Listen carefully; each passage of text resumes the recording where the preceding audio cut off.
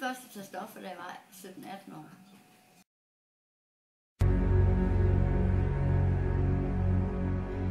May it be an evening star shines down upon you.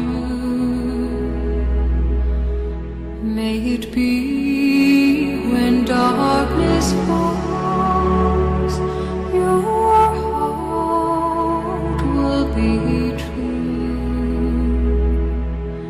You walk a lonely road. Så hele tiden op i banken og nogle flere penge. Og det er løg med, hvad jeg skulle bruge pengene til. Det var en vaskemaskine, eller også var det et eller andet. Sådan noget. Og så brugte jeg pengene på stoffer i stedet for. Jeg havde gæld på 65.000, der stoppede, og det eneste, jeg havde egentlig rigtig brugt penge på, det var mit kørekort til 13.000, resten var brugt på stoffer. De sidste 6 år af mit misbrug, der sagde jeg at solgte stofferne for at have til mig selv. Det blev jeg også taget for. Så jeg fik en narkodom, som hænger over hovedet på mig resten af mit liv. Hvis jeg tager noget igen, eller de tager mig med et eller andet.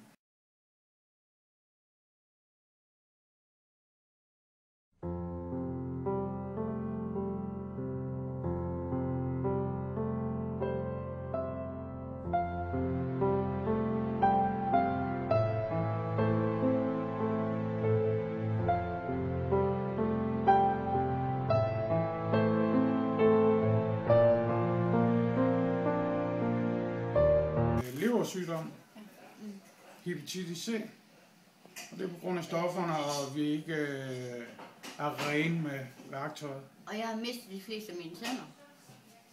Det er proteser, det her.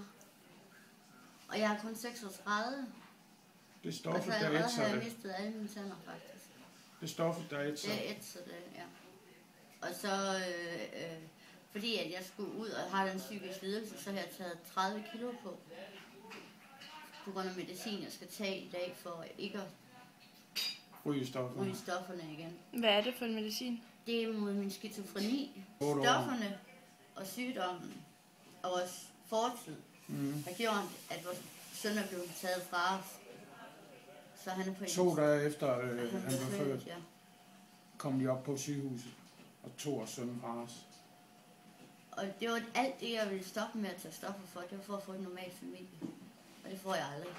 Med den viden, jeg har nu, som jeg gør det samme igen, for jeg vil ikke kun være her med mit liv. Så er der faktisk kun behandlinger, der kan hjælpe. Og der skal man jo indse selv, at man har en problem. Fordi ellers er du ikke modtagelig for hjælp. Men tro mig, efter man har haft nedture sådan 1000 gange, så er man meget, meget modtagelig for hjælp. Fordi at det ødelægger en det, man bliver æstet op indenfra, både psykisk og fysisk nærmest. Bare det, du skal skaffe flere 1000 kroner om dagen, hvis det er. Mit vedkommende er, at jeg har været sat i spjældet for 6 år i det hele, på grund af misbrug, for at skaffe penge til dagen og vejen. Vi får også medicin hver dag, som vi skal have. Og så længe vi tager det, så kan vi også leve normalt. Vi er stærkere til at modstå fristelsen. Ja. Og stoftrangen er mindre selvfølgelig, som tiden går. Men vi havde tilbagefald i sommer allerede. Så sent som i sommer.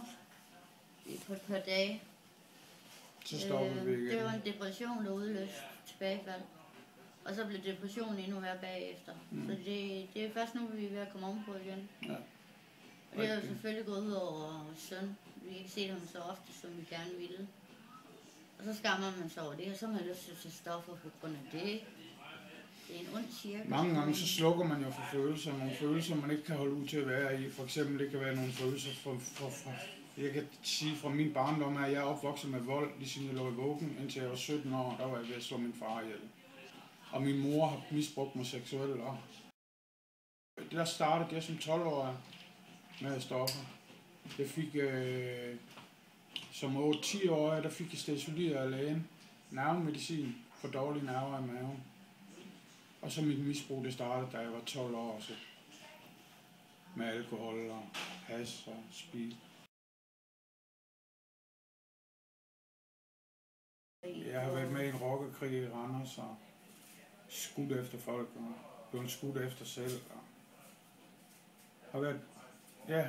Det var utroligt, vi lever i dag. Ja. Inden vi kom i behandling, der forsøgte vi også at tage vores liv sammen. Ja. Mens vi lå og holdt om hinanden, så vi taget overdosis af piller. Men så vågner vi ud og oplever os døs, fordi Dan han kaster op. Han kaster blodet op.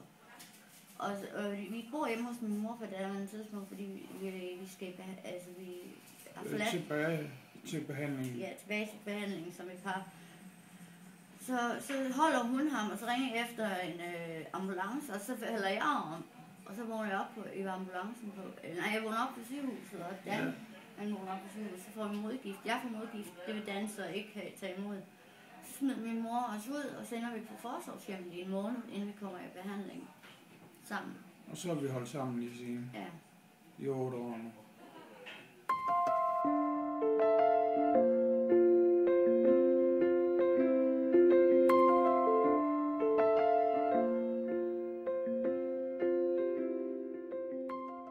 En tredjedel kommer i behandling, en tredjedel dør, og en tredjedel kommer tilbage i behandling. Og en tredjedel kommer tilbage i behandling.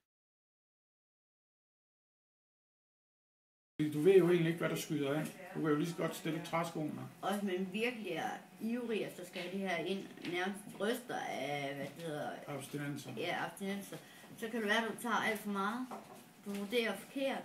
Men du skal bare have så meget som muligt for at stoppe den her nedtur. At du dør en overdosis. Vi har faktisk været meget heldige. Mm-hmm. Ja. Vi har været tæt på nogle gange, men vi har bevaret livet alligevel. Ja.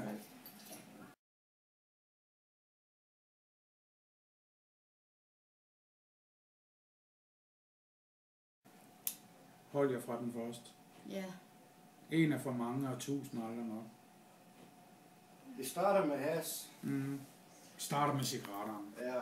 Så kommer has, øllen, has. Og så sidder Han gør alt for at få noget selvindsigt og selvtillid. Og lad dig ikke blive presset af gruppepres og sådan noget. Og lad være med at være nysgerrig. For det er ikke det værd. Lyt til folk, der har været igennem det, i stedet for. Fordi du bliver fanget. Altså de fleste, de dør af det. Eller skal i behandling Så flere hvis gange. folk ikke har deres liv kært, og ikke har selvtillid, eller sådan noget. Det er jo de svageste i samfundet. Ja. Og de skal jo ned alle steder, så det er jo svært at få hjælp i der. Det er som ikke det var. sikkert, at hvis du starter, at du kommer igennem det her med livet i behold. Chancen er meget lille, så lad være med at tage den først. Mm. Det er altså ikke så spændende. Tro mig, når man først ligger syg på en nedtur, så er det slet ikke så spændende. Mm. Du har ingen moral, du har ingen værdier, andet end stoffer. Det er stofferne, der styrer det Du hele. lyver, du stjæler, Jamen, du bliver virkelig et dårligt menneske af at tage stoffer.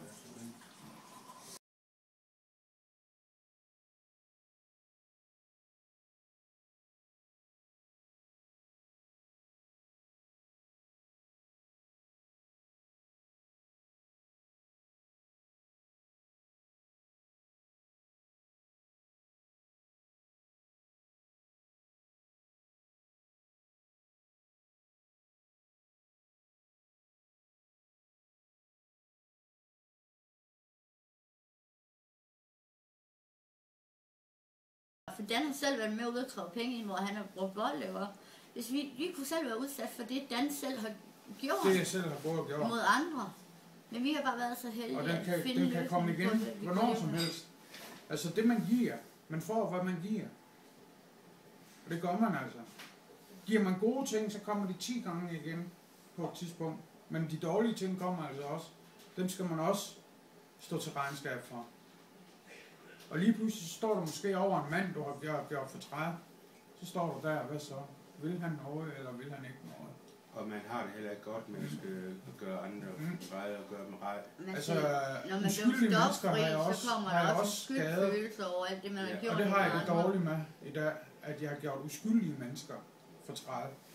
Det, der har været færrest, det var faktisk for familien, at de skulle acceptere, at man havde en sindslidelse og skal være på pension. Det er de svære ved at acceptere. De tror, at De tror ikke, vi er syge på den måde. Men, min mor, hun tror jo for eksempel, det er hendes skyld, fordi hun var alkoholiker dengang. Og fordi hun drak, og fordi jeg havde en dårlig barndom. Så hun tager meget skylden på sig for min sindslidelse. Jeg var allerede skizofren, da jeg var 9 år. Jeg kan huske så langt tilbage.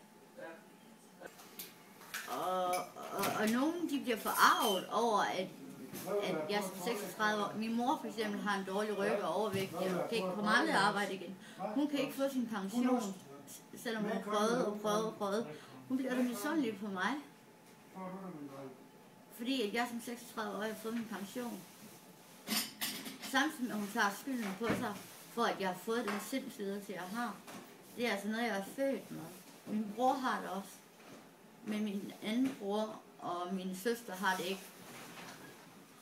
Og familien har svært ved at forstå det. For eksempel, at de tog vores søn, så bebrejdede de os, vi ikke kæmpede nok for at beholde ham. Og senere hen bebrejdede de os, at vi blev nødt til at gøre, som kommunen sagde, at samarbejde med kommunen, selvom de synes ikke, det var til hans bedste.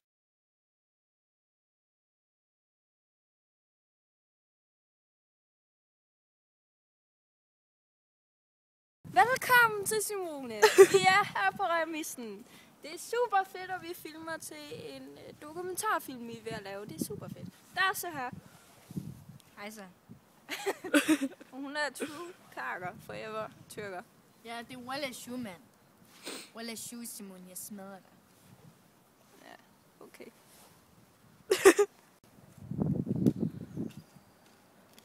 Lad os nu komme i gang, mand. Man. Ja, ja.